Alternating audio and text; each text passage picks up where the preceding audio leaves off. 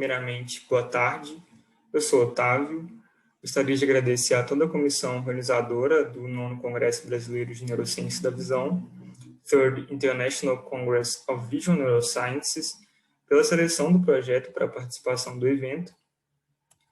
Eu vou apresentar uma proposta metodológica para caracterizar as propriedades dinâmicas do redirecionamento do olhar durante períodos de escaneamento visual. Essa apresentação foi dividida em 4 tópicos principais. O primeiro deles é a diversidade filogenética da dinâmica da reorientação do olhar. Então, qual a importância de modelar esse comportamento com uma série temporal? No grupo dos vertebrados, existe uma grande diversidade de estratégias de escaneamento visual.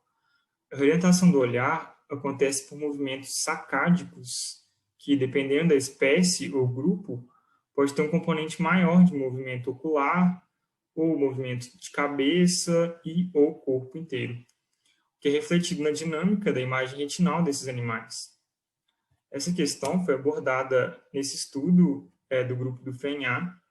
Essa é uma imagem estática sendo movimentada de acordo com esse modelo aqui à direita, que é uma simulação do padrão de escaneamento de um gato. Quando esse modelo cinemático é aplicado para movimentar imagens com uma grade sinusoidal ou uma cena natural, que são esses segundo e terceiro estímulos aqui, o padrão de luminância ao qual a retina vai ser exposta é drasticamente modificado quando comparado ao primeiro estímulo, que é mais regular. Então, se a variação de luminância na retina difere tanto, certamente isso tem um efeito na dinâmica do processamento visual de quem é exposto a esse estímulo, que é o que a gente pode ver aqui nesses registros do padrão de atividade neuronal de uma única célula em V1, de um animal exposto aos 3 estímulos. Quando esse padrão de movimentação é aplicado no estímulo, a dinâmica cortical se apresenta de forma diferente quando comparada a um estímulo regular. E aqui o que é mais interessante é o sinal ruído, que pode ser visto aqui, que é muito elevado nesses 2 últimos estímulos se comparado ao primeiro. O que mostra que a resposta dessa célula foi muito mais eficiente e que mais informação sensorial foi extraída aqui. Então, para realmente entender a visão, a ritmicidade dos movimentos sacádicos precisa ser incorporada nos modelos do sistema visual. Para isso, é preciso quantificar esses comportamentos, seja na dimensão do tempo ou do espaço, através de medidas, que preferencialmente sejam feitas em cenários realísticos, ou seja, com cabeça e corpo livre para se movimentar, e a partir delas, a ideia é gerar modelos que possam explicar a variabilidade filogenética e mudanças tarefa-dependente nessa estrutura temporal. Então, para caracterizar a dinâmica das sacadas, nós utilizamos 2 métricas simples, que é o índice de burstness e o coeficiente de memória. Esse método ele é utilizado para mapear a atividade de sistemas complexos no campo da física e estatística. Ele foi introduzido por Barabasi nesse artigo, e utilizando 2 métricas, o B e o M, que eu ainda vou definir, foi possível distinguir a dinâmica de vários tipos de fenômenos naturais, de atividade sísmica à atividade humana na internet. E vale destacar aqui, em verde, que através desse método foi possível também diferenciar o ritmo do coração de um indivíduo saudável de um indivíduo com uma doença cardíaca. Então, para aplicar essa metodologia, o primeiro passo é o registro de uma série temporal em que a ocorrência dos eventos é discreta, ou seja, pontual, como sacadas, e a partir daí extrair os intervalos entre eventos, que podem ser chamados de SIs no nosso caso, que é denotado aqui por tal I. São extraídos também os intervalos entre 2 eventos consecutivos, pode ser chamado de ISI mais 1, e é denotado por tal I mais 1. Então, para calcular o índice de burstness, ou B, que varia de mais 1 a menos 1, é feita uma subtração do desvio padrão dos ISIs pela média dos ISIs, e no denominador, e isso é normalizado no tempo. Então, o B independe da escala temporal.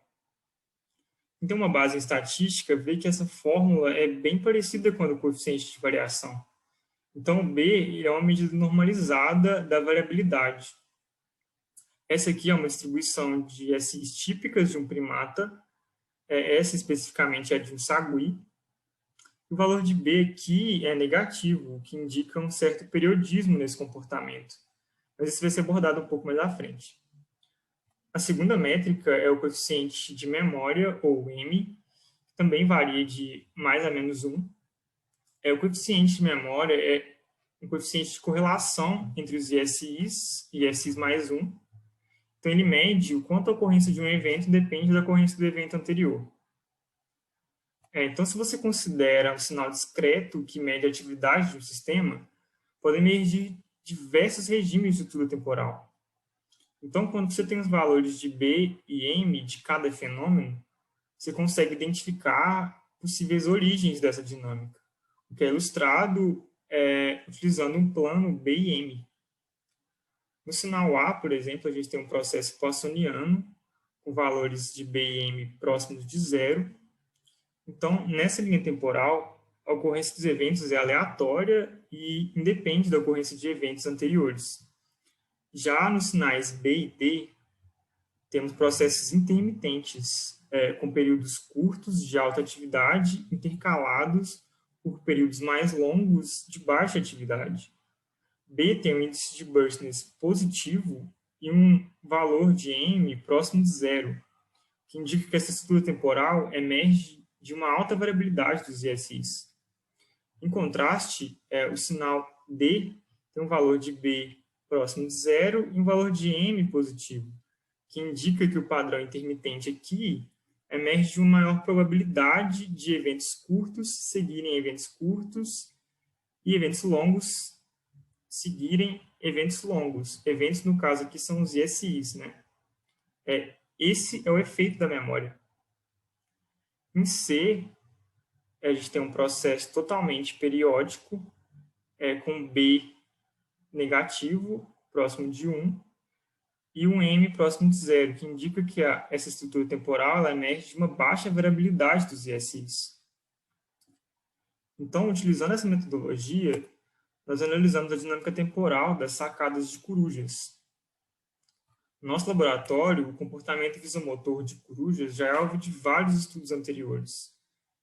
Esse é um ótimo modelo para o estudo de sacadas, porque os olhos da coruja são fixos ao crânio. Então, a reorientação do olhar é feita exclusivamente por sacadas de cabeça. Esse é um experimento com uma coruja buraqueira, em que ela foi treinada a olhar para pontos luminosos com um medidor de alta sensibilidade acoplado à cabeça. A partir dessas medidas, foi verificado que existe uma alta correlação entre a amplitude e velocidade de sacadas.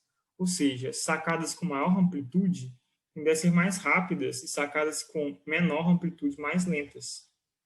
Esse padrão também foi identificado em sacadas oculares de primatas, por exemplo, nesse estudo de Mitchell com sagui, que é muito interessante porque o pescoço de uma coruja tem um grau de liberdade muito maior do que o olho de um humano, ou um primata, no caso, né?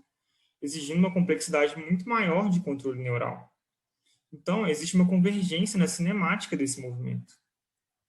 No nosso estudo, foram utilizadas a coruja buraqueira e a coruja caburé, que são duas espécies de corujas abundantes nas Américas, principalmente no Brasil, e a buraqueira, que, como eu falei antes, já foi alvo de vários estudos anteriores no laboratório e é um modelo para estudo de neurofisiologia da visão.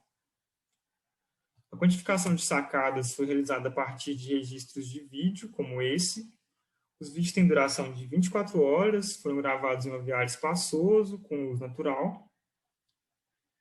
Vários tipos de comportamentos foram identificados a partir da análise dos vídeos por notação manual, com uma precisão de 40 milissegundos.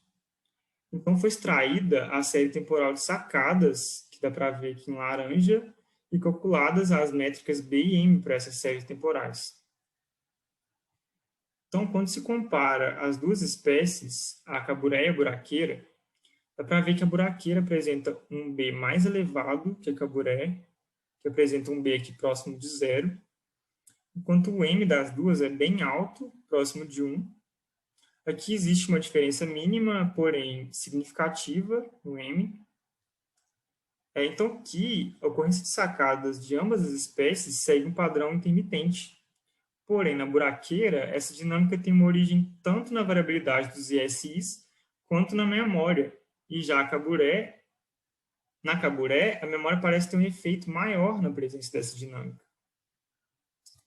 Esse foi um resultado muito interessante, em que foi comparado o B das sacadas de buraqueiras durante o dia e a noite.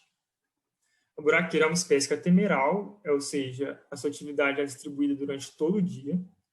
E aqui, além da diferença gritante no valor de B, entre 24 horas dia e noite, a gente vê que à noite os valores estão mais agrupados, que em torno de um valor bem próximo de 1, que indica que as sacadas ocorrem de forma mais intermitente, sim, mas ainda podem ser um indício, e isso tem que ser tratado com bastante cautela e ser bem discutido ainda, um indício de um mecanismo que regula a ocorrência de sacadas durante a noite. Já quando você compara as séries temporais de sacadas de buraqueiras antes e depois de um protocolo de privação de sono de 24 horas, mesmo que o número de sacadas tenha sido reduzido pela metade depois da privação, a estrutura temporal captada pelo BIM parece se manter relativamente estável, o que mostra que, mesmo em privação de sono, essa dinâmica é mantida. Então, nossas perspectivas futuras para o estudo são, primeiramente, partir para uma abordagem filogenética, mapeando a dinâmica da orientação do olhar em diferentes espécies. Esse aqui é um resultado preliminar. Aqui a escala indica o N amostral de sacadas. Nós usamos séries temporais de bancos de dados de sacadas humanas e de um sagui também. E comparando as 4 espécies do plano BIM, por enquanto, com esses dados, a gente tem uma indicação que o índice de B pode ser usado para diferenciar espécies, mas o coeficiente de memória nem tanto. E será também que o BIM pode ser usado para identificar doenças mentais? Hoje existe uma farta literatura associando movimentação ocular a doenças mentais, alterações da movimentação ocular a doenças mentais, como, por exemplo, esse estudo de Mitchell, que mostra que o rastreamento visual pode ser um biomarcador para a esquizofrenia. Mas até agora, esses estudos focaram na dimensão espacial das sacadas. Então, será que na dimensão temporal existe um marcador parecido? Será que as métricas BIM podem auxiliar na identificação não só de esquizofrenia, mas outros tipos de doenças, talvez, como foi mostrado no artigo do Barabasi, para identificar uma doença no coração? Essas perguntas estão em aberto e são questões que estão para ser resolvidas aí, né?